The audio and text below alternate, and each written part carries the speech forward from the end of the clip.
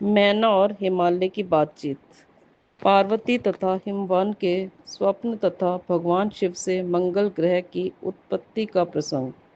ब्रह्मा जी कहते हैं, नारद, जब तुम स्वर्ग लोक को चले गए तब से कुछ काल और व्यतीत हो जाने पर एक दिन मैना ने हिमवान के निकट जाकर उन्हें प्रणाम किया। फिर खड़ी हो वे गिरी कामिनी मैना अपने पति से विनय पूर्वक बोली।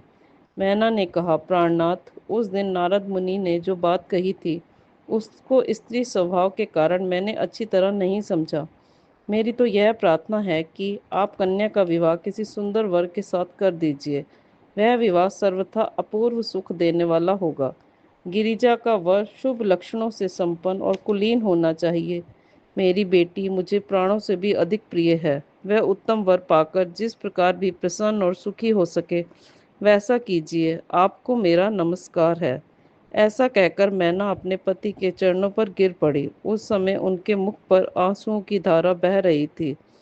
प्राग शिरोमणि हिमवाने ने उन्हें उठाया और यथावत समझाना आरंभ किया। हिमालय बोले, देवी मेनके, मैं यथार्थ और तत्व की बात बताता हूँ, सुनो।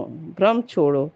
मुनि की बात कभी झूठी नहीं हो सकती। यदि बेटी पर तुम्हें स्नेह है तो उसे सादर शिक्षा दो कि वह भक्ति पूर्वक सुस्थिर चित्त से भगवान शंकर के लिए तप करे। मेनके, यदि भगवान शिव प्रसन्न होकर कालिका का पाणी ग्रहण कर लेते हैं तो सब कुछ शुभ ही होगा। नारद जी का बताया हुआ अमंगल या अशुभ नष्ट हो जाएगा। शिव के समीप सारे अमंगल सदा मंगल रूप हो जाते हैं। इसलिए तुम पुत्री को शिव की प्राप्ति के लिए तपस्या करने की शीघ्र शिक्षा दो। ब्रह्मा जी कहते हैं, हे नारद, हिमवान की यह बात सुनकर मेनका को बड़ी प्रसन्नता हुई। वे तपस्या में रुचि उत्पन्न करने के लिए पुत्री को उपदेश देने के निमित्त उसके पास गई। परंतु बेटी के सुकुमार अंग पर दृष्टिपात करके मैना के मन में बड़ी व्यथा हुई। उनके दोनों नेत्रों में तुरंत आंसू भर आए। फिर तो गिरी प्रिया मैना में अपनी पुत्री को उपदेश देने की शक्ति नहीं रह गई। अपनी माता की उस चेष्टा को पार्वती शीघ्र ही ताड़ गई। तब वे सर्वज्ञ परमेश्वरी कालिका देवी माता को बारंबार आश्वासन दे तुरंत बोली। पार्वती ने कहा, माँ, तुम बड़ी समझदार हो, मेरी यह बात सुनो। आज पिछली रात्रि के समय ब्रह्म मुहूर्त में मैंने एक स्वप्न देखा है, उसे बताती हूँ। माता जी, स्वप्न में एक दयालु एवं तपस्वी ब्राह्मण ने मुझे शिव की प्रसन्नता के लिए उत्तम तपस्या करने का प्रसन्नता पूर्वक उपदेश दिया है। नारद, यह सुनकर मेनका ने शीघ्र अपने पति को बुलाया और पुत्री के देखे हुए स्वप्न को पूर्णता कह सुनाया। मेनका के मुख से पुत्री के स्वप्न को सुनकर गिरिराज हिमालय बड़े प्रसन्न हुए और अपनी प्रिय पत्नी को समझाते हुए बोले। गिरिराज ने कहा, प्रिय, पिछली रात में मैंने भी एक स्वप्न देखा है। मैं आदर पूर्वक उसे बताता हूँ, तुम प्रेम पूर्वक उसे सुनो।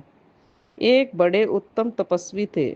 नारद जी ने वर के जैसे लक्षण बताए थे, उन्हीं लक्षणों से युक्त शरीर को उन्होंने धारण कर रखा था। वे बड़ी प्रसन्नता के साथ मेरे नगर के निकट तपस्या करने के लिए आए। उन्हें देखकर मुझे बड़ा हर्ष हुआ और मैं अपनी पुत्री को साथ लेकर उनके पास गया।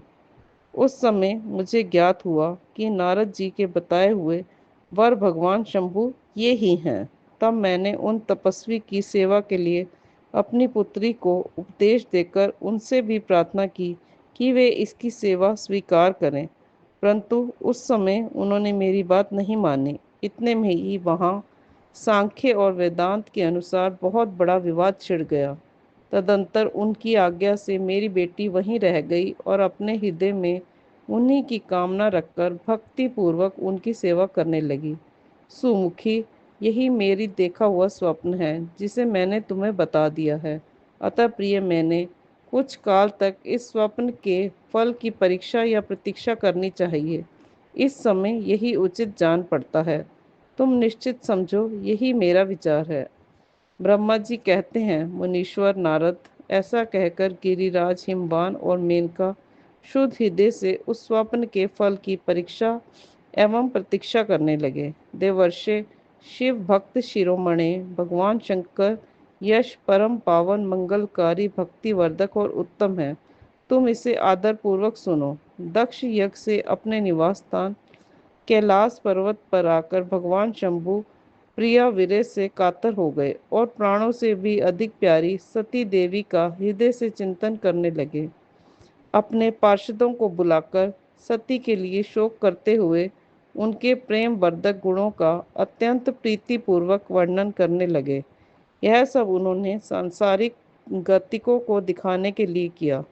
फिर गृहस्थ आश्रम की सुंदर स्थिति तथा नीति रीति का परित्याग करके वे दिगंबर हो गए और सब लोकों में उन्मत्त की भांति भ्रमण करने लगे। लीला कुशल होने के कारण विरही की अवस्था का प्रदर्शन करने लगे। सती के विरह से दुखित हो कहीं भी उनका दर्शन न पाकर भक्त कल्याणकारी भगवान शंकर पुनः कैलाश गिरी पर लौट आए और मन को यत्न पूर्वक एकाग्र करके उन्होंने समाधि लगा ली, जो समस्त दुखों का नाश करने वाली है। समाधि में वे अविनाशी स्वरूप का दर्शन करने लगे। इस तरह तीनों गुणों से रहित हो वे भगवान शिव चिरकाल तक सुस्थिर भाव से समाधि लगाए बैठे रहे। वे प्रभु स्वयं ही माया के अधिपति निर्विकार पार ब्रह्म हैं। तदंतर जब असंख्य वर्ष व्यतीत हो गए तब उन्होंने समाधि छोड़ी। उसके बाद तुरंत ही जो चरित्र हुआ उसे मैं तुम्हें बताता हूँ। भगवान शिव के ललाट से उस समय श्रम जनित पसीने की एक बूंद पृथ्वी पर गिरी और तत्काल एक शिशु के रूप में परिणत हो गई। मुने उस बालक के चार भुजाएं थी, शरीर की कांति लाल थी और आकार मनोहर था। दिव्य धुति से दीप्तिमान वह शोभाशाली बालक अत्यंत दुस्सह तेजस से संपन्न था। तथापि उस समय लोकाचार परायण परमेश्वर शिव के आगे वह साधारण शिशु की भांति रोने लगा। यह देख पृथ्वी भगवान शंकर से भय मान उत्तम बुद्धि से विचार करने के पश्चात सुंदरी स्त्री का रूप धारण करके वहीं प्रकट हो गई। उन्होंने उस सुंदर बालक को तुरंत उठाकर अपनी गोद में रख लिया और अपने ऊपर प्रकट होने वाले दूध को ही स्तन्य के रूप में उसे पिलाने लगी। उन्होंने स्नेह से उसका मुंह चूमा और अपना ही बालक मान हंस हंसकर उसे खिलाने लगी। परमेश्वर शिव का हित साधन करने वाली पृथ्वी देवी सच्चे भाव से स्वयं उसकी माता बन गई। संसार की सृष्टि करने वाले परम कौतुकी एवं विद्वान अंतर्यामी शंभु वह चरित्र देखकर हंस पड़े और पृथ्वी को पहचान कर उनसे बोले, धरणी तुम धन्य हो, मेरे इस पुत्र का प्रेम पूर्वक पालन करो। यह श्रेष्ठ शिशु मुझ महातेजस्वी शंभु के श्रम जल से तुम्हारे ही ऊपर उत्पन्न हुआ है। वसुदे यह प्रियकारी बालक यद्यपि मेरे श्रम जल से प्रकट हुआ है, तथापि तुम्हारे नाम से ही तुम्हारे ही पुत्र के रूप में इसकी ख्याति होगी। यह सदा त्रिविध तापों से रहित होगा, अत्यंत गुणवान और भूमि देने वाला होगा। यह मुझे भी सुख प्रदान करेगा। तुम इसे अपनी रुचि के अनुसार ग्रहण करो। ब्रह्मा जी कहते हैं, नारद ऐसा कहकर भगवान शिव चुप हो गए। उनके हृदय से विरह का प्रभाव कुछ कम हो गया। उनमें विरह क्या था, वे लोकाचार का पालन कर रहे थे। वास्तव में सत्पुरुषों के प्रिय श्री रुद्रदेव निर्विकार परमात्मा ही हैं। शिव की उपयुक्त आज्ञा को शिरोधार्य करके पुत्र सहित पृथ्वी देवी शीघ्र ही अपने स्थान को चली गई। उन्हें आत्यंतिक सुख मिला। वह बालक भौम नाम से प्रसिद्ध हुआ और युवा होने पर तुरंत काशी चला गया और वहां उसने दीर्घ काल तक भगवान शंकर की सेवा की। विश्वनाथ जी की कृपा से ग्रह की पदवी पाकर वे भूमि कुमार शीघ्र ही श्रेष्ठ एवं दिव्य लोक में चले गए, जो शुक्र लोक से परे है।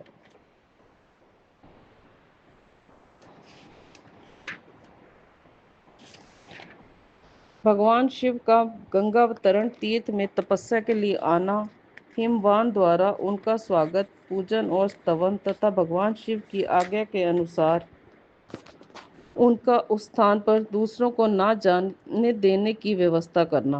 ब्रह्मा जी कहते हैं, हे नारद, हिमवान की पुत्री लोक पूजित शक्ति स्वरूपा पार्वती हिमालय के घर में रहकर बढ़ने लगी। जब उनकी अवस्था 8 वर्ष की हो गई, तब सती के विरह से कातर हुए शंभु को उनके जन्म का समाचार मिला। नारद उस अद्भुत बालिका पार्वती को हृदय में रखकर वे मन ही मन बड़े आनंद का अनुभव करने लगे। इसी बीच में लौकिक गति का आश्रय ले शंभु ने अपने मन को एकाग्र करने के लिए तप करने का विचार किया। नंदी आदि कुछ शांत पार्षदों को साथ ले वे हिमालय के उत्तम शिखर पर गंगावतार नामक तीर्थ में चले आए, जहाँ पूर्व काल में ब्रह्मधाम से च्युत होकर समस्त पाप राशि का विनाश करने के लिए चली हुई परम पावनी गंगा पहले पहल भूतल पर अवतीर्ण हुई थी। जितेंद्रिय हर ने वहीं रहकर तपस्या आरंभ की। वे आलस्य रहित हो चेतन ज्ञान स्वरूप नित्य ज्योतिर्मय निरामय जगन्मय चिदानंद स्वरूप द्वैतहीन तथा आश्रय रहित अपने आत्मभूत परमात्मा का एकाग्र भाव से चिंतन करने लगे। भगवान हर के ध्यान परायण होने पर नंदी भृंगी आदि कुछ अन्य पार्षदगण भी ध्यान में तत्पर हो गए। उस समय कुछ ही प्रमथ गण परमात्मा शंभु की सेवा करते थे। वे सब के सब मौन रहते और एक शब्द भी नहीं बोलते थे। कुछ द्वारपाल हो गए थे। इसी समय गिरिराज हिमवान उस औषधि बहुल शिखर पर भगवान शंकर का शुभागमन सुनकर उनके प्रति आदर की भावना से वहां आए। आकर सेवकों सहित गिरिराज ने भगवान रुद्र को प्रणाम किया, उनकी पूजा की और अत्यंत प्रसन्न हो हाथ जोड़ उनका सुंदर स्तवन किया। फिर हिमालय ने कहा, प्रभो वर्णन किया है कि प्रभो मेरे सौभाग्य का उदय हुआ है जो आप यहाँ पधारे हैं। आपने मुझे सनाथ कर दिया, क्यों ना हो। महात्माओं ने यह ठीक ही वर्णन किया है कि आप दीन वत्सल हैं। आज मेरा जन्म सफल हो गया, आज मेरा जीवन सफल हुआ और आज मेरा सब कुछ सफल हो गया, क्योंकि आपने यहाँ पदार्पण करने का कष्ट उठाया है। महेश्वर, आप मुझे अपना दास समझकर शांत भाव से मुझे सेवा के लिए आज्ञा दीजिए। मैं बड़ी प्रसन्नता से अनन्य चित्त होकर आपकी सेवा करूँगा। ब्रह्मा जी कहते हैं, नारद, गिरिराज का यह वचन सुनकर महेश्वर ने किंचित आंखें खोली और सेवकों सहित हिमवान को देखा। सेवकों सहित गिरिराज को उपस्थित देख ध्यान योग में स्थित हुए जगदीश्वर वृषध्वज ने मुस्कुराते हुए से कहा। महेश्वर बोले, शैलराज, मैं तुम्हारे शिखर पर एकांत में तपस्या करने के लिए आया हूँ। तुम ऐसा प्रबंध करो जिसमें कोई भी मेरे निकट न आ सके। तुम महात्मा हो, तपस्या के धाम हो तथा मुनियों देवताओं राक्षसों और अन्य महात्माओं को भी सदा आश्रय देने वाले हो। द्विज आदि का तुम्हारे ऊपर सदा ही निवास रहता है। तुम गंगा से अभिषिक्त होकर सदा के लिए पवित्र हो गए हो। दूसरों का उपकार करने वाले तथा संपूर्ण पर्वतों के सामर्थ्यशाली राजा हो। गिरिराज, मैं यहाँ गंगावतरण स्थल में तुम्हारे आश्रित होकर आत्म संयम पूर्वक बड़ी प्रसन्नता के साथ तपस्या करूँगा। शैलराज, गिरिश्रेष्ठ, जिस साधन से यहाँ मेरी तपस्या बिना किसी विघ्न बाधा के चालू रह हो सके, उसे इस समय प्रयत्न पूर्वक करो। पर्वत प्रवर, मेरी यही सबसे बड़ी सेवा है। तुम अपने घर जाओ और मैंने जो कुछ कहा है उसका उत्तम प्रीति से यत्न पूर्वक प्रबंध करो। ब्रह्मा जी कहते हैं, नारद, ऐसा कहकर सृष्टिकर्ता जगदीश्वर भगवान शंभु चुप हो गए। उस समय गिरिराज ने शंभु से प्रेम पूर्वक यह बात कही, जगन्नाथ परमेश्वर, आज मैंने अपने प्रदेश में स्थित हुए आपका स्वागत पूर्वक पूजन किया है। यही मेरे लिए महान सौभाग्य की बात है। अब आपसे और क्या प्रार्थना करूं महेश्वर। कितने ही देवता बड़े बड़े यत्न का आश्रय ले महान तप करके भी आपको नहीं पाते। वे ही आप यहाँ स्वयं उपस्थित हो गए। मुझसे बढ़कर श्रेष्ठ सौभाग्यशाली और पुण्यात्मा दूसरा कोई नहीं है, क्योंकि आप मेरे पृष्ठभाग पर तपस्या के लिए उपस्थित हुए हैं। परमेश्वर, आज मैं अपने को देवराज इंद्र से भी अधिक भाग्यवान मानता हूँ, क्योंकि सेवकों सहित आपने यहाँ आकर मुझे अनुग्रह का भागी बना दिया। देवेश, आप स्वतंत्र हैं, यहाँ बिना किसी विघ्न बाधा के उत्तम तपस्या कीजिए। प्रभो, मैं आपका दास हूँ, अतः सदा आपकी आज्ञा के अनुसार सेवा करूँगा।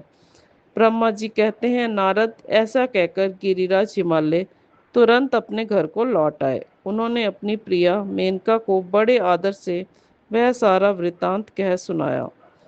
तत्पश्चात शैलराज ने साथ जाने वाले परिजनों तथा समस्त सेवक गणों को बुलाकर उन्हें ठीक ठीक समझाया। हिमालय बोले, आज से कोई भी गंगावतरण नामक स्थान में, जो मेरे पृष्ठ भाग में है, मेरी आज्ञा मानकर ना जाए। यह मैं सच्ची बात कहता हूँ। यदि कोई वहां जाएगा तो उस महादुष्ट को मैं विशेष दंड दूंगा। मुने, इस प्रकार अपने समस्त गणों को शीघ्र ही नियंत्रित करके हिमवान ने विघ्न निवारण के लिए जो सुंदर प्रयत्न किया, वह तुम्हें बताता हूँ, सुनो। हिमवान का पार्वती को शिव की सेवा में रखने के लिए उनसे आज्ञा मांगना और शिव का कारण बताते हुए इस प्रस्ताव को अस्वीकार कर देना। ब्रह्मा जी कहते हैं, नारद, तदंतर शैलराज हिमालय उत्तम फल फूल लेकर अपनी पुत्री के साथ हर्ष पूर्वक भगवान हर के समीप गए। वहां जाकर उन्होंने ध्यान परायण त्रिलोकीनाथ शिव को प्रणाम किया और अपनी अद्भुत कन्या काली को हृदय से उनकी सेवा में अर्पित कर दिया। फल फूल आदि सारी सामग्री उनके सामने रखकर पुत्री को आगे करके शैलराज ने शंभु से कहा, भगवान, मेरी पुत्री आप भगवान चंद्रशेखर की सेवा करने के लिए उत्सुक है, अतः आपके आराधन की इच्छा से मैं इसको साथ लाया हूँ। यह अपनी दो सखियों के साथ सदा आप शंकर की सेवा में ही रहे। नाथ, यदि आपका मुझ पर अनुग्रह है तो इस कन्या को सेवा के लिए आज्ञा दीजिए। तब भगवान शंकर ने उस परम मनोहर काम रूपिणी कन्या को देखकर आंखें मूंद ली और अपने त्रिगुणातीत अविनाशी परमत्वमय उत्तम रूप का ध्यान आरंभ किया। उस समय सर्वेश्वर एवं सर्वव्यापी जट्टा जूटधारी वेदांत वैद्य चंद्र कला विभूषण शंभु उत्तम आसन बैठकर नेत्र बंद किए तप में ही लग गए। यह देख हिमाचल ने मस्तक झुकाकर पुनः उनके चरणों में प्रणाम किया। यद्यपि उनके हृदय में दीनता नहीं थी, तो भी वे उस समय इस संशय में पड़ गए कि ना जाने भगवान मेरी प्रार्थना स्वीकार करेंगे या नहीं। वक्ताओं में श्रेष्ठ गिरिराज हिमवान ने जगत के एकमात्र बंधु भगवान शिव से इस प्रकार कहा।